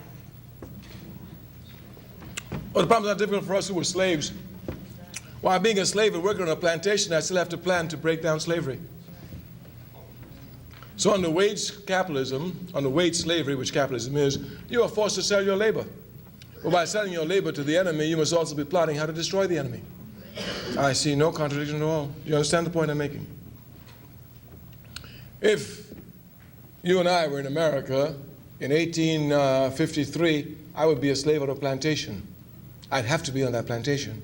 The power of slavery would drag me there, nothing else. Just like the power of capitalism drags us into the capitalist system, nothing else. So as a slave, I can have only two reactions to slavery. Either I believe I was made to be a slave, or I know I was not made to be a slave. If I believe I was made to be a slave, then I will pick cotton over time, at night. If I know I was not made to be a slave, I will sabotage picking cotton in every way. I will plan and plot in every way how to get out of slavery. We are forced to live in capitalism. We have only two attitudes. Either we think capitalism is so almighty and so powerful that we can never fight it, so we must accept its exploitation, or understanding the power which we're forced to work for it, but while trying to work for it, we're planning precisely how to destroy it. Do you understand it? Yes, but I think Gandhi would rather do it somewhat differently, that he would not acknowledge, participate in the whole thing. Yes, I understand, but Gandhi proves the point that I just made earlier about nonviolence being a tactic, not a principle, and I know that best of all. When Gandhi first tried to apply his principles of nonviolence, he tried it in Africa, in Azania, South Africa, and it didn't work there. Well, I thought you would refuse to accept that can. Yes, oh yes, but Gandhi was a pacifist. When I'm finished with this can, I'm going to put gasoline in it for Molotov cocktail.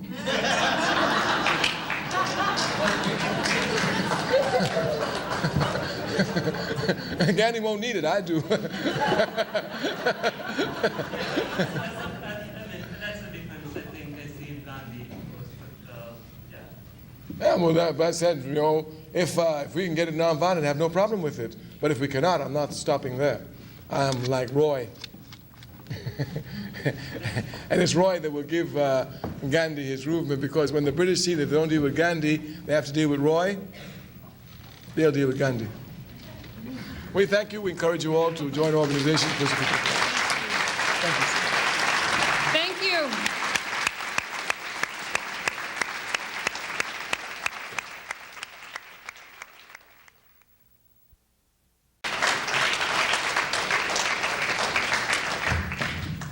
We need a little time after, so we just have time for one more question, okay? I would like to ask you a question about capitalism. I admire most of what you said. I, for one, believe in Gandhian socialism as a way out for my people in India.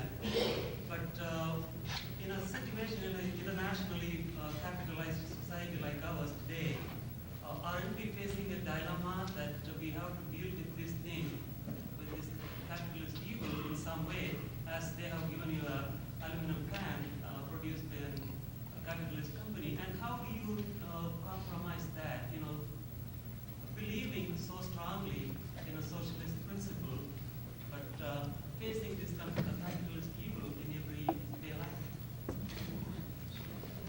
Well, the problem is not difficult for us who were slaves. While being a slave and working on a plantation, I still have to plan to break down slavery. So under wage capitalism, under wage slavery, which capitalism is, you are forced to sell your labor. But by selling your labor to the enemy, you must also be plotting how to destroy the enemy. I see no contradiction at all. Do you understand the point I'm making? If you and I were in America in 1853, I would be a slave on a plantation. I'd have to be on that plantation. The power of slavery would drag me there, nothing else. Just like the power of capitalism drags us into the capitalist system, nothing else. So as a slave, I can have only two reactions to slavery. Either I believe I was made to be a slave, or I know I was not made to be a slave. If I believe I was made to be a slave, then I will pick cotton over time at night. If I know I was not made to be a slave, I will sabotage picking cotton in every way. I will plan and plot in every way how to get out of slavery. We are forced to live in capitalism. We have only two attitudes. Either we think